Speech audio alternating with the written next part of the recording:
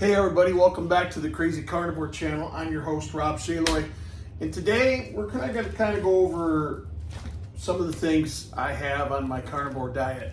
Now, ribeye, being one of the fattiest pieces of meats out there, is definitely a part of my diet. And instead of going to the store and buying individual steaks, which gets pretty pricey, it is ribeye. I mean, most people go to fancy steakhouse and have dinner on the weekend and they get a ribeye or a filet or New York strip or whatever. But I eat ribeyes for breakfast. And not every day. I try to spread it out, you know, so it doesn't, I mean, it's expensive.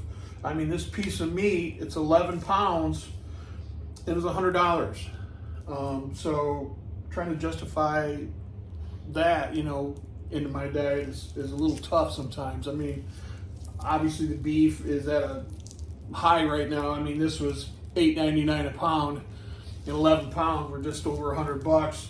And but either way, I'm not going to not have it. So, but I just have to kind of spread it out a little bit as far as my daily routine goes. So it may be once every 3 days or 4 days, or maybe sometimes even once a week.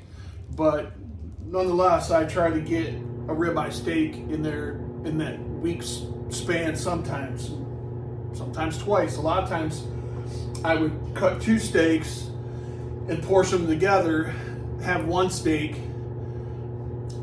and then maybe 2 days later have the other one. It's already thawed, but more recently I've just been portioning them and freezing them individually. So, but that's what I'm going to do with this one. But I just want to kind of show you how you can do this yourself.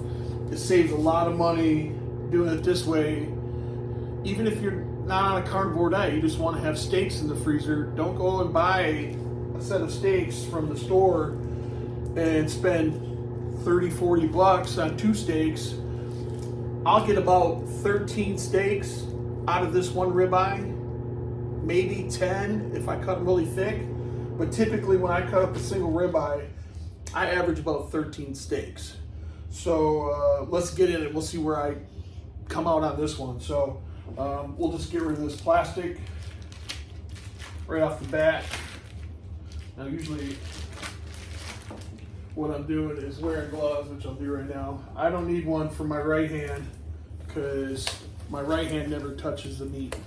So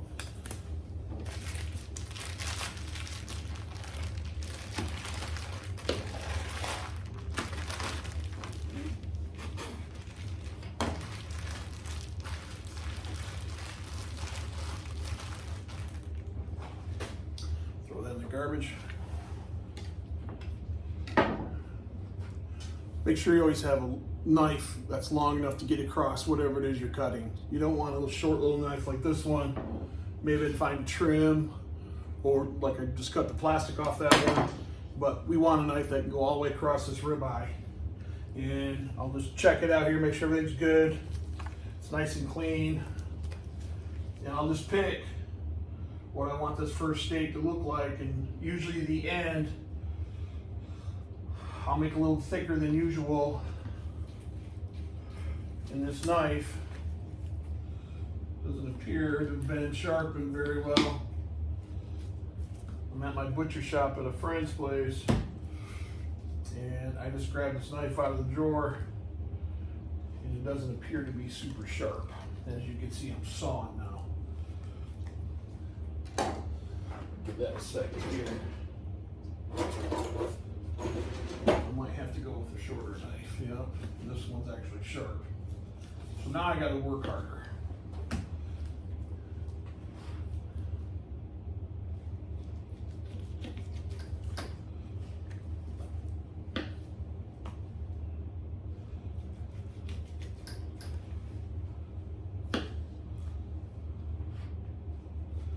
Once again, I'm just eyeballing it. I'm not taking a measurement. I might make a few skinny steaks, a few thicker ones. Just kind of pick a line as I'm cutting. Go, yeah, that's good for this one right here. You know, because one of the most important things about this diet is getting enough fat. So that's why ribeye seems to be the number one go-to meat. People doing this diet, myself included. When I was at the supplier the other day, New York strip was actually about $1 cheaper a pound, and I almost went with that because I'd never used New York strip as part of my diet before, but I opted for the ribeye instead. I mean, at some point, I'll probably try New York strip just once again for S&G. But right now, we're sticking with good old ribeye. You don't have to get fancy on your cuts. Like this here is a huge piece of meat. Now, most people throw that away. Not me. So let's do it. Let's count it out. We're gonna set this aside. I might cut that in half. 2, 4, 6, 8, 10, 12, 13 right now. Now look at that. I got 13 steaks right here, and I still have 2 huge thick ends to this ribeye that I can either, that's kind of ridiculous if you see how big that is. But hey, I cook these typically in an air fryer. It's so simple to do. You'd be amazed how well they turn out. Is it a good grill? No. Is it a smoker? No. Is it a way to cook your meat quickly and get done so you can get out with your day? Yes. So I'm going to cut this one in half the best way I can, or sort of in half.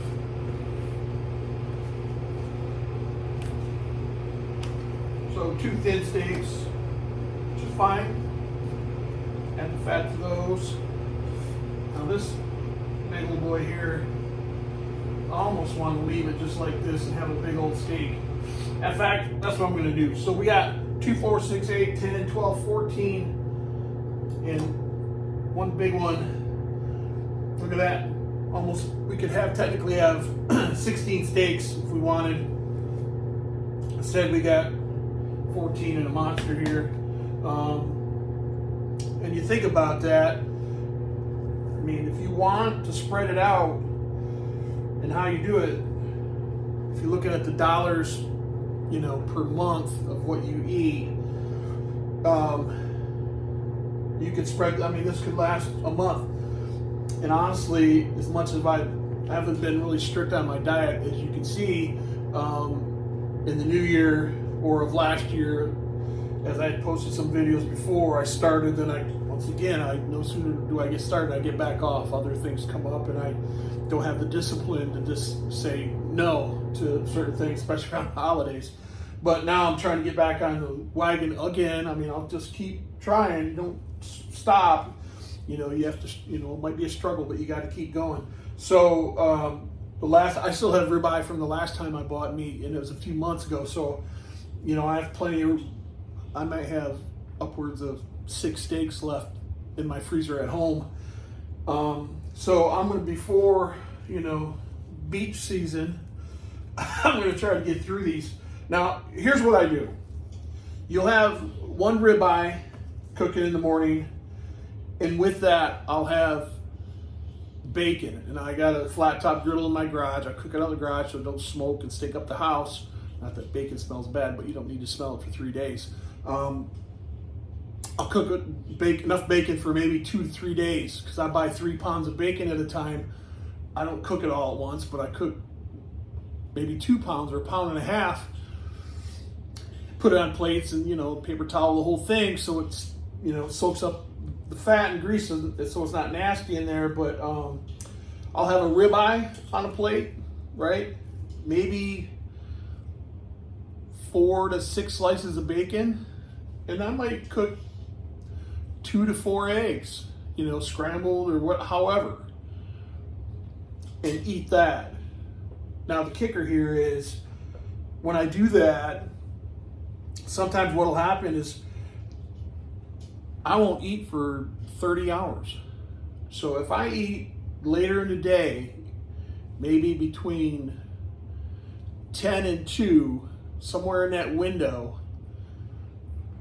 I might not be hungry until the next day. Once you start getting carnivore and your stomach's adjusting and everything, you're starting to get acclimated to it, you might only eat once a day. You kind of fast for the rest of that time, and your energy level stays flat, which is great. You're not having the, I just ate a bowl of pasta, puppy belly, where you just want to go lay down and take a nap after you get out eating that. And I love pasta.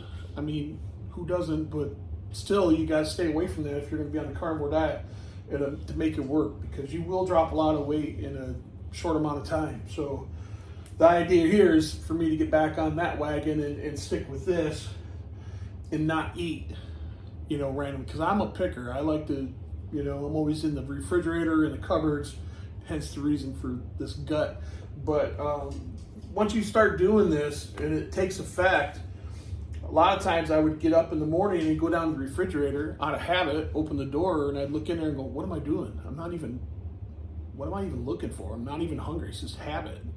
And part of the problem with society and us getting overweight is it becomes happy. It's eating. It's like something you need to do every day, like go to work or do what your routine. It's part of your routine. And it's trying to get out of that routine is where is the struggle, aside from being addicted to food or certain things. Getting out of that is a struggle. But once you do it this way, you'll be amazed at how well you feel once you start eating a lot of fat. I know it sounds counterintuitive, but trust me, your body needs fat to burn fat, not carbohydrates, because while it's burning carbs, it's storing fat. So that's, but pizza's awesome. And hey, it's hard to say no to it. I mean, I struggle with it every day, try not to eat those things. But the last time I did, I was really successful in an extraordinarily short amount of time. So I'm trying again. I mean, if I fail, I fail, but at least I'm trying. So anyways, I just wanted to show you guys what I do, how I go about getting the meat I need to sustain a carnivore diet. Buy it in bulk, because when you're buying 2 steaks at a time, it costs a hell of a lot more than doing it this way. So if you're going to try it, good luck to you. All right, thanks for watching.